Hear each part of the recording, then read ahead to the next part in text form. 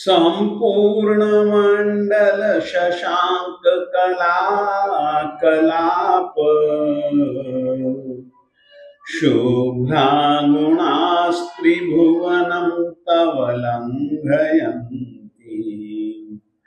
ये संश्रितास्त्रिजगदीश्वरनाथमेकम् कष्टान्निवारयति संचरतो यथेष्टम्। शुद्ध उच्चारण के लिए इस नियम को हमेशा याद रखिए। स्वरों के उच्चारण का जो जो स्थान है विशेष है, उस स्वर पर श्वास का या दंत आदि स्थानों का जिह्वा आदि स्थानों से स्पर्श होना अनिवार्य है।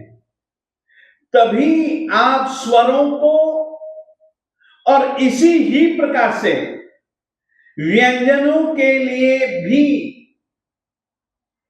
जो जो उच्चारण स्थान कहे गए, उन उच्चारण स्थानों के साथ श्वास और श्वास के साथ साथ उस अंगों का स्पर्श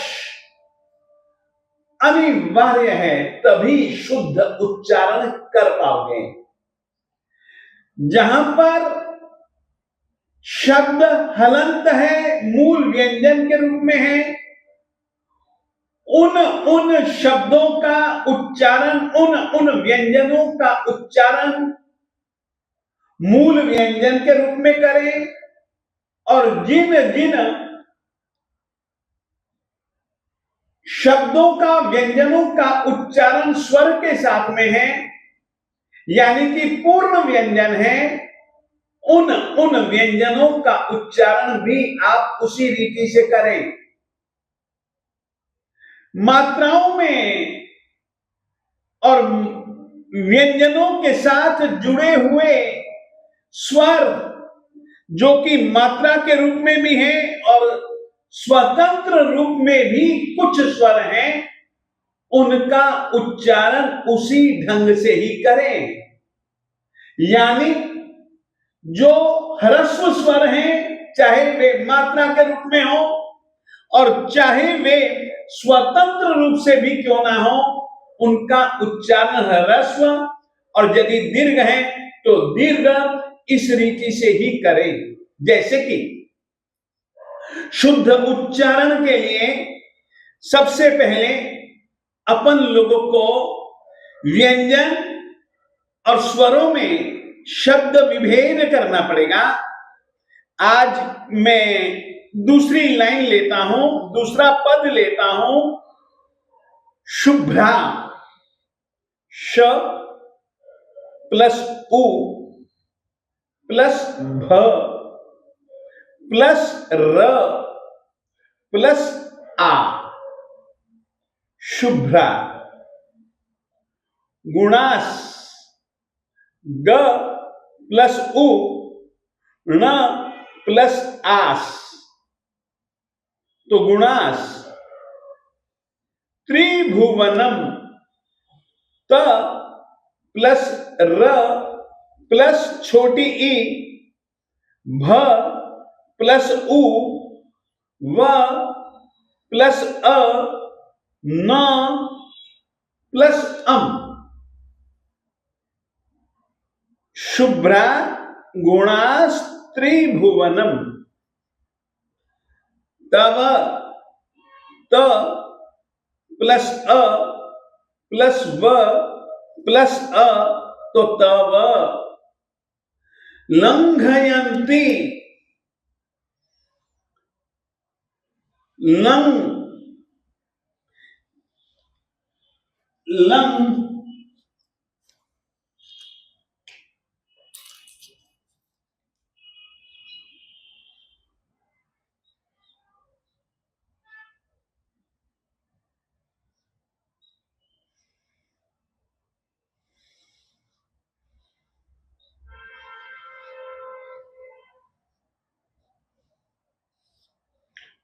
लंघयन्ति, लंघयन्ति, लंग,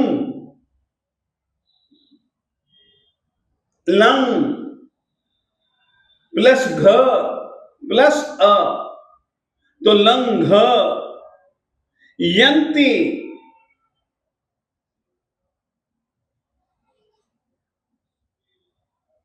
य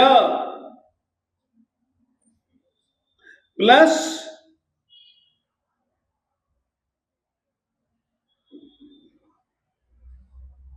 अंत प्लस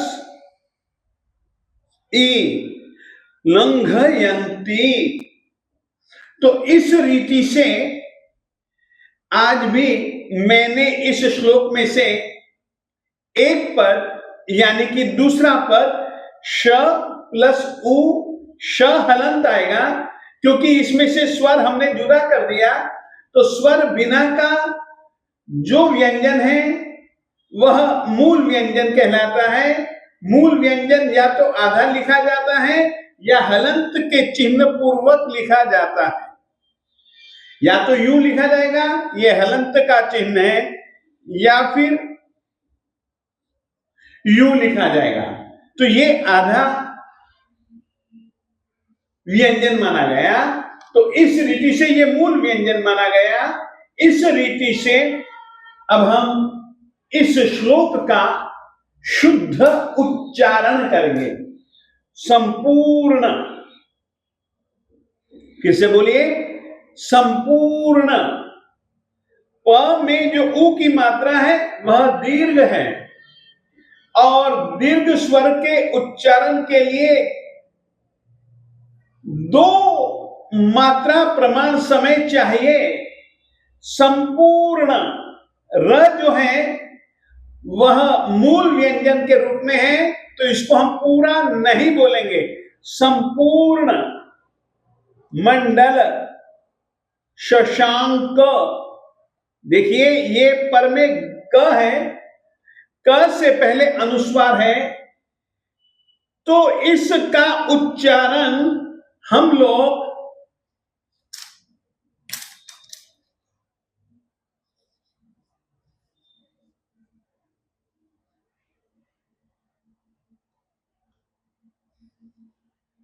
ग के रूप में करेंगे। शशांक, शशांक, संपूर्ण मंडल शशांक, कला, कला, कलाप, शुभ्रा, गुणास, गुणास। स को हम इसी तरफ बोलेंगे। कारण यह है कि ये स तो है नहीं, है तो विसर्ग। विसर्ग के बाद में त्रि, त्रि में त है, तो त के पर में होने के कारण से विसर्ग का र हुआ, परंतु वह विसर्ग इस णा के साथ में था। अतः शुभ्रा गुणास, शुभ्रा गुणास त्रिभुवनम तव लंघयन्ति। ये संस्कृतास त्रिजगदीश्वर नाथ मेकम कस, ये स को हम इधर बोलेंगे कस तन निवारयति। डबल ना बोलेंगे, डबल ना बोलने के लिए तन निवारयति। संचरतो, संचरतो। अब ये देखिएगा, ये यहां पर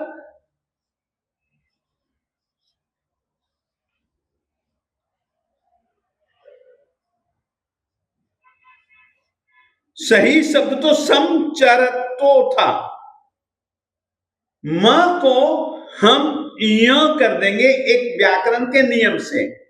अतः संचरतो, च छ ज झ य, संचरतो यथेष्टम, यथेष्टम, यथेष्टम।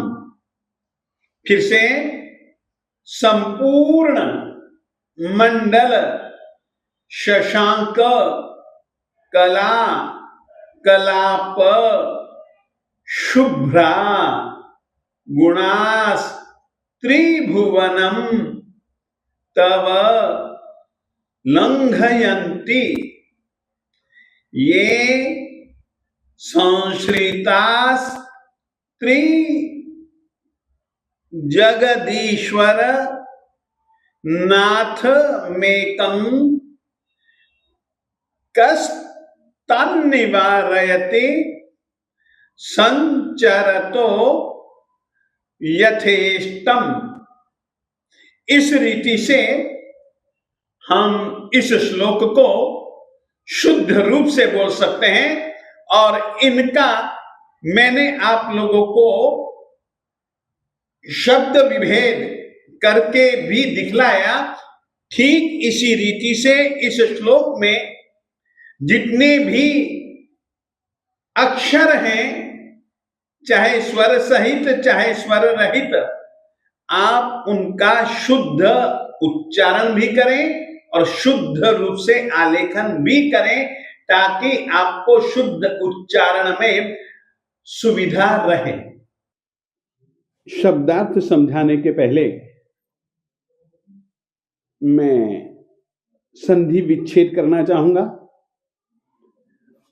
और संधि विच्छेद करने के बाद अन्वय और अन्वय के साथ में शब्दार्थ, इस रीति से यह पाठ आज का नई पद्धति से थोड़ा सा प्रारंभ कर रहा हूं। सबसे पहले है तो वही की वही चीज, परंतु फिर भी पहले 2-2-1 करता था, अब 1-3-1 इस तरीके से क्रम बदला है मैंने।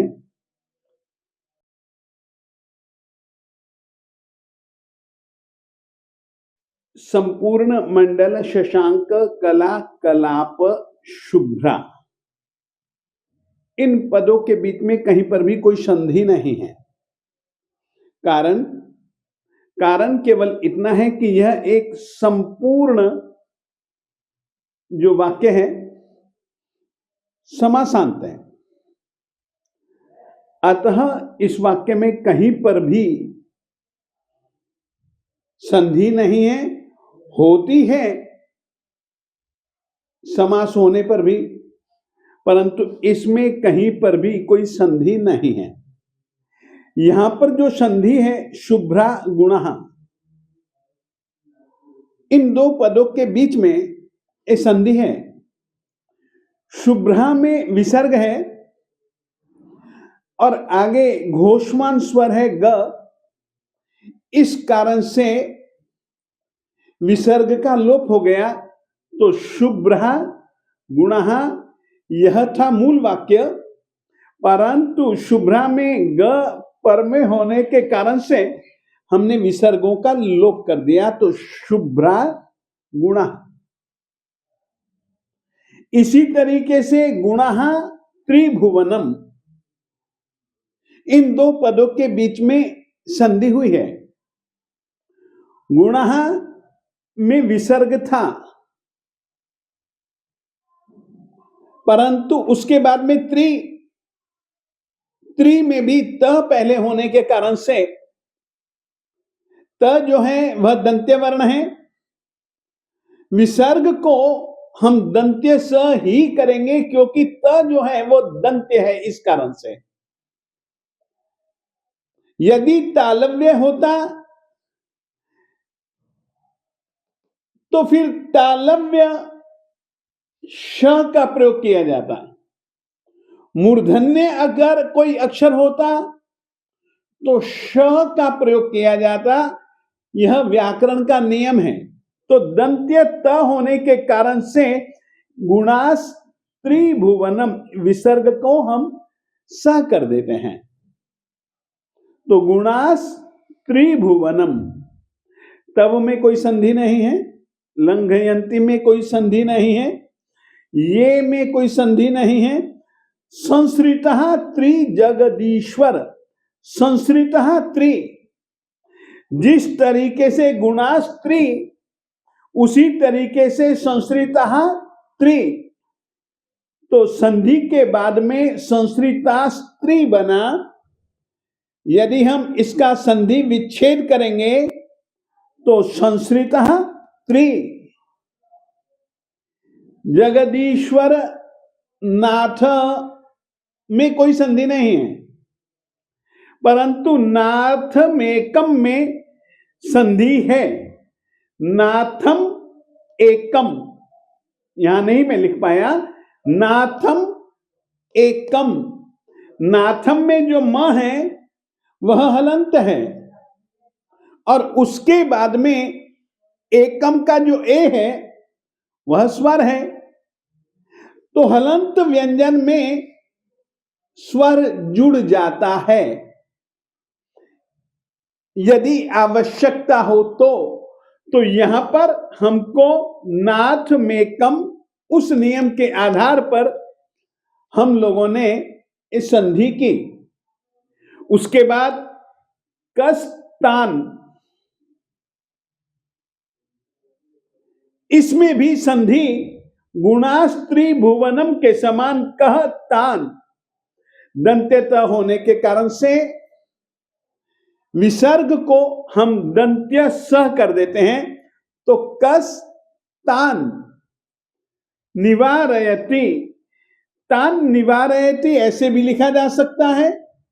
और हलंत होने के बाद दूसरा अगर वही व्यंजन अपने को प्राप्त होता है तो इस रीति से जुड़ा हुआ भी हम लोग लिख सकते हैं।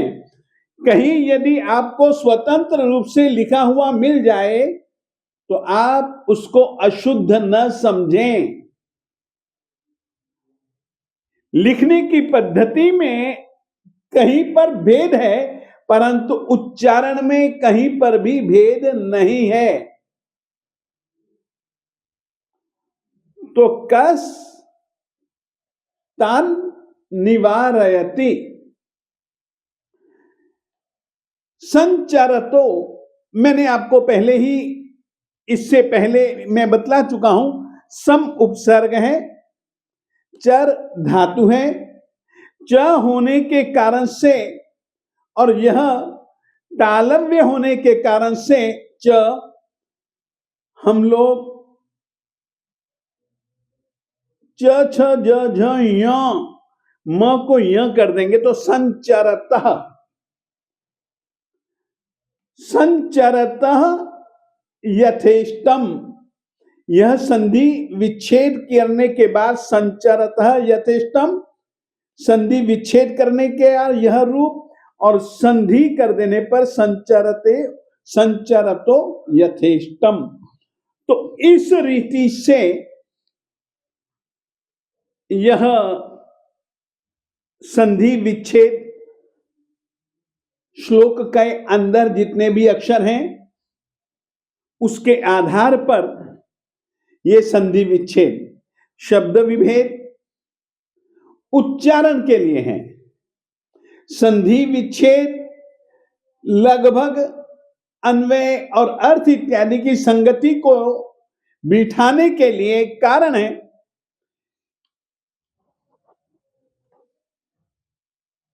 स्तुतिकार महोदय लगभग हर एक श्लोक में एक एक बार नहीं,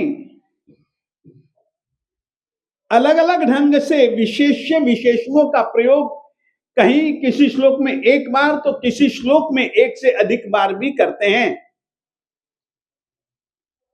विशेष्य विशेषण का, उपमान उपमेय का वे प्रयोग करते हैं। याद रखिए, चाहे विशेष्य विशेषण के लिए किसी भी शब्द का प्रयोग वे करेंगे, कर सकते हैं। उपमान और उपमेय स्वरूप वे किसी भी पद का प्रयोग कर सकते हैं, स्वतंत्र हैं। परंतु एक नियम याद रखिएगा, जो विशेष्य की विभक्ति होगी वही विशेषण की विभक्ति होगी। जो विशेष्य का वचन होगा वही विशेषण का वचन होगा, जो विशेष्य का लिंग होगा वही विशेषण का लिंग होगा। यही बात उपमान और उपमेय के विषय में भी आप लोग निश्चित समझें। जब कभी भी संधि विच्छेद किया जाता है तो कुछ यह बात अपने आप स्पष्ट हो जाती है कि विशेषण कौन सा है, विशेष्य कौन सा है। विभक्ति को देख करके ही, लिंग को देख करके ही, वचन को देख करके ही इन तीनों चीजों में समानता होती ही है। लिंग, वचन और विभक्ति। अन्वय में इस बात का खास ख्याल रखा जाता है। विशेष्य पद और विशेषण पद को हम जब संधि विच्छेद करते हैं ना, तो हमको पता लग जाता है। उदाहरण देखिएगा, ये जैसे कि गुणहा शब्द है, ये पुल्लिंग है। शुभ्रा शब्द है, यह भी पुल्लिंग है। चलो अब आओ वचन में। गुणः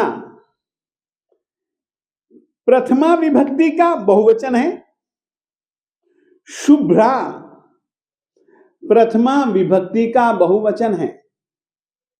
वचन में समानता हो गई, ये भी बहुवचन, ये भी बहुवचन। लिंग, यह भी पुल्लिंग, यह भी पुल्लिंग। विभक्ति, यह भी प्रथमा विभक्ति का, तो यह भी प्रथमा विभक्ति का। तो जिस समय हमको इसका अर्थ करना है, श्लोक में विशेष्य, विशेषण, उपमान, उपमेय, इनको तो हम इस रीति से जान ही लेते हैं। और इसमें विशेष्य क्या है? गुणः।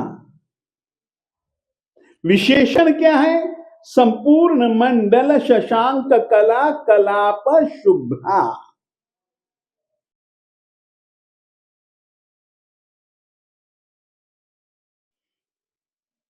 अब हम इसका अन्वय करते हैं। अन्वय करने के लिए संधि विच्छेद अनिवार्य है। संधि विच्छेद से ही हमको तुरंत पता लग जाता है कि किस पद का किस पद के साथ में संबंध है। तो यहां पर अब हम अन्वय करते हैं।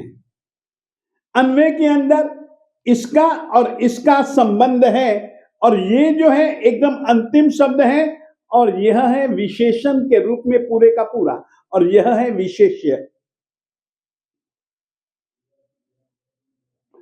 तो विशेषण संपूर्ण मंडल शशांक कला कलाप शुभ्रा।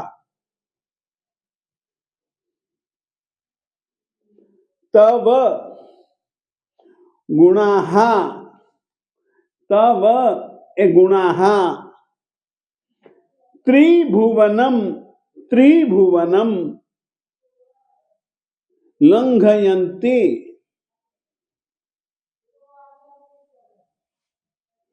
ये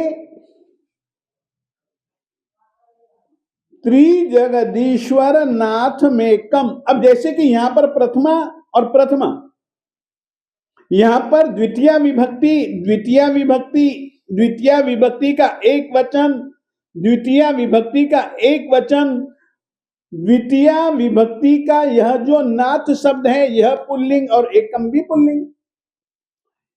ये भी एक प्रकार से विशेष्य विशेषण जैसी बात कुछ जुड़ सकती है।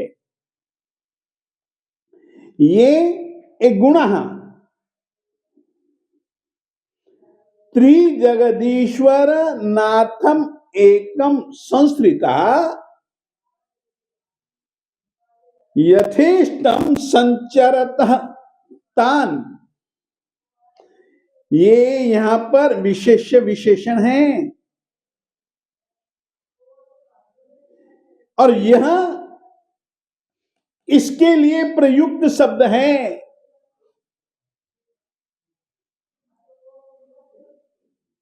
तान कह निवारयति, प्रश्न है। फिर से समझाना चाहता हूं आज, क्योंकि अब बहुत सारे श्लोक हो चुके हैं और उसमें मैंने स्पष्ट रूप से कुछ बातें आपको विशेष्य विशेषण के संबंध में नहीं बतलाई। आज अन्वय करते हुए मैंने उन बातों को समझाने की अपेक्षा से, बताने की अपेक्षा से, विशेष्य विशेषण, विशेषता जिसमें पाई जाए वह विशेष्य कहलाता है। विशेष्य में जो खासियत